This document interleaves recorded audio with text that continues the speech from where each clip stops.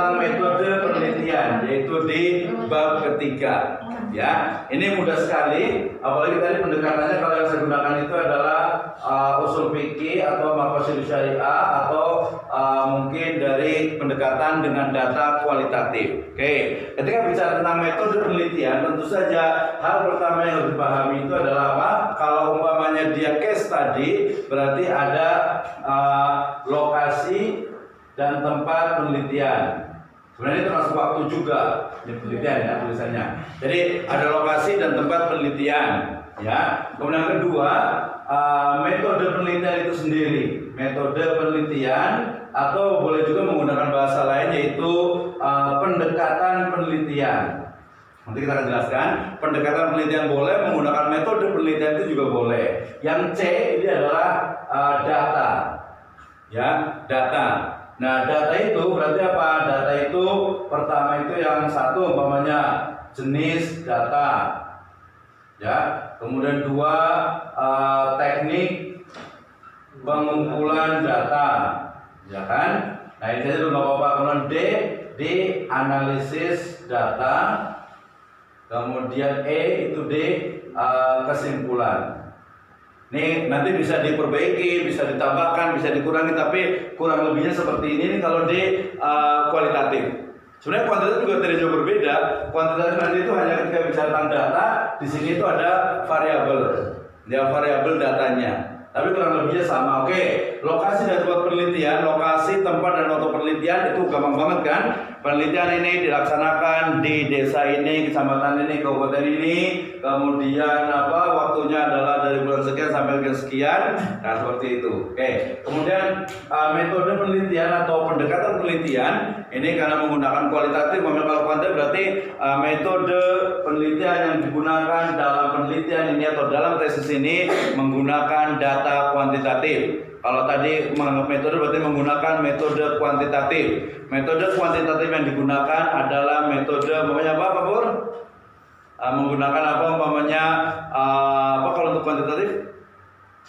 Analisis jalur, pet analisis atau mungkin pakai uji normalita dan sebagainya itu dijelaskan di sini. Nah, disebutkan nanti termasuk nanti kalau kuantitatif langsung ada variabelnya, variabel A, X-nya apa, variabel Y-nya itu seperti apa. Nah, itu kalau di kuantitatif. Oke, kalau di kualitatif berarti metode penelitian yang digunakan adalah dengan pendekatan tadi Afif itu maqasid. Nah, maqasid syariah adalah titik-titik ada referensinya siapa. Tadi kalau metode kuantitatif adalah metode dengan menggunakan kuantifikasi, dalam kurung ada body note-nya, ada footnote-nya, siapa, buku, metode penelitian. Nah, gitu ya. Kalau tadi balik ke maqasid syariah, maka maqasid syariah adalah ini. Kemudian teori maqasid syariah yang digunakan dalam penelitian ini adalah merujuk kepada teori maqasid syariahnya Imam Al-Ghazali. Dalam kurung berarti kitab Al-Mustasfa di halaman berapa? Nanti kemudian sampai di situ kemudian masuk ke data. Nah, ini agak sedikit beda. Kenapa? Karena data dalam kuantitatif dan kualitatif itu memang berbeda. Ya, kalau kuantitatif dia berarti memang angka diangkakan. Tadi contohnya produk. Ya, produk itu ada berapa variabel gitu kemudian dikuantifikasi. Layanan dari layanan kepada nasabah itu berarti dia juga dari mulai apa tuh? Datang sampai pulang lagi gitu ya, sampai komplain dan lain sebagainya ya. Komplainnya itu berarti dinilai dan itu diambil dari mana? Dari kuesioner yang diserahkan atau yang dibagikan kepada anggota karena operasi. Nah, itu lebih mudah sebenarnya juga ya. Kualitatif tadi maqasid juga lebih mudah sih kalau namanya mudharabah. Berarti mudharabah itu adalah umpamanya tadi dari sisi ini adalah akad kerjasama. Akad kerjasama di situ berarti pertama itu yang pasti ada hibduddinnya umpamanya karena dia kaitan dengan syariah, ada hibdul malnya. Nanti bagian dari hibdul mal itu apa saja. Nah, balik lagi ke data. Berarti data yang bicara tentang data, kalau kuantitatif itu berarti data itu adalah nilai yang diperoleh dari apa? Dari yang disebut dengan apa? Dari hasil kuesioner atau disebut dengan apa? Dari sampelnya itu.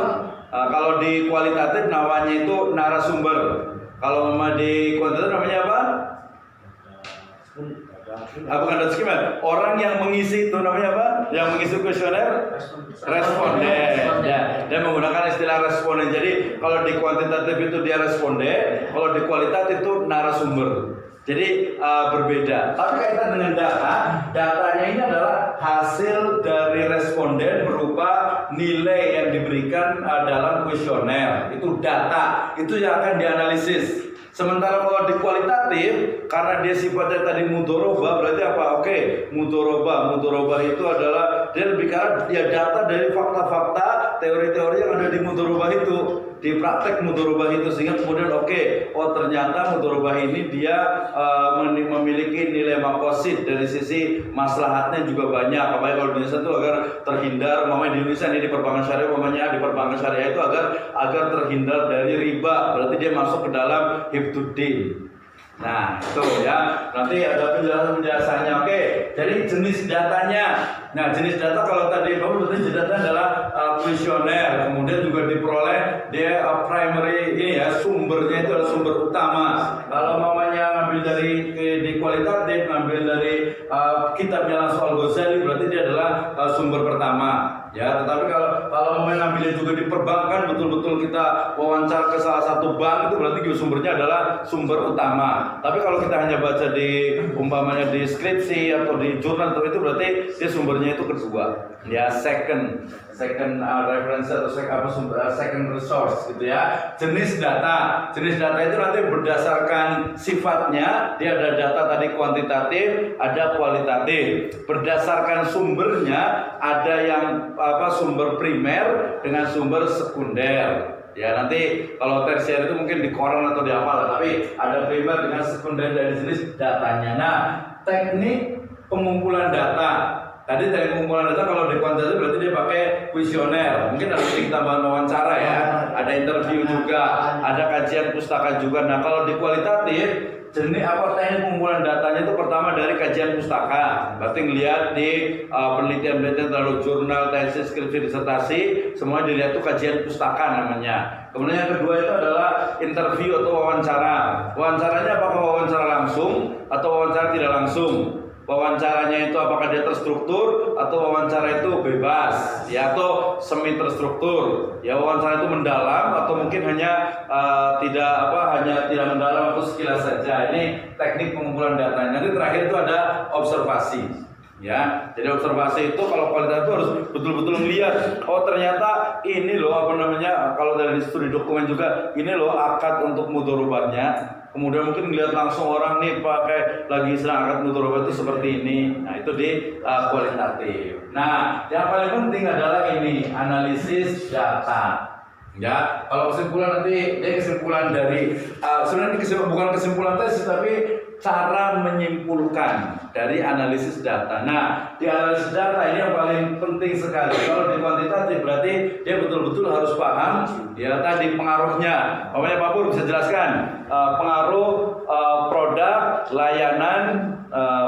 dan layanan terhadap terhadap kepuasan anggota. Nah, berarti cara menganalisisnya bagaimana? Ya dari kuesionernya itu dibagi, nanti harus ada uji validitas pertanyaannya. Jadi jangan asal membuat kuesioner. Ini kuesionernya pertanyaan kemana, ininya kemana. Nah dari hasil anggota itu menyebutkan bahwasanya ada contoh kuesionernya. Contohnya ada. Coba sebutkan, bacakan yang nomor 3. Ada pertanyaannya. Kuantitas ada. Misalnya kualitas yang dipersepsikan, banyak keunggulan produk pembiayaan KSPS firman rumah yang ditawarkan. Dari satu variasinya jenisnya. Terus yang untuk kualitasnya tentang pelayanannya. Satu pertanyaannya coba. Itu daya tangkap dari bukti langsung, daya tangkap, keandalan, jaminan, dan empati. Jadi dari CS-nya, dari manajemen gitu ya. Atau servisnya. Kemudian yang dari yang kepuasan anggota. Kepuasan anggota apa variabelnya?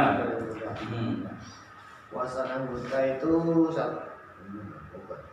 kualitas produk, indikatornya kualitas produk, harganya, kualitas pelayanannya, service quality, sama kemudahan. Kemudahan ini Pelayanan. pelayanannya ya. Oke, itu berarti nanti terkait dengan apa? Nah, cara balik lagi cara menganalisis datanya. Tadi kan analisis datanya itu adalah umpamanya nasabah itu ternyata dia menggunakan jasa itu dia tidak hanya satu kali tapi berulang. Dia kan puas, kemudian dia juga merasa bahwa apakah umpamanya pertanyaannya itu dia apakah customer service di KSPPS ini Anda puas dengan layanannya?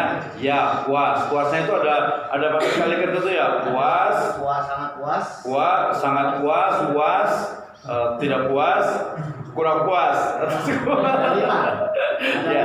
Ada lima lah itu gitu. Nah, itu berarti pilihannya ada analisnya di situ.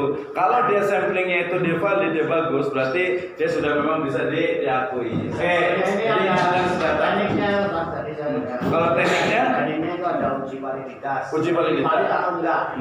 Sampel kita. Sampelnya gitu. Untuk mengetahui uji bahwa sampel kita itu valid pakai apa? Pakai SPSS. Dan uji reliabilitas. Reliabilitas. Iya enggak? Yang kenyataannya. Betul. Jadi tidak bisa dikira-kira. Ya, betul. Harus benar-benar dari nasabah. Dari nasabah gitu. Apalagi kan sekarang itu karena keadaan seperti ini kan Bisa kita aja. pakai ini ya Google Form itu ya.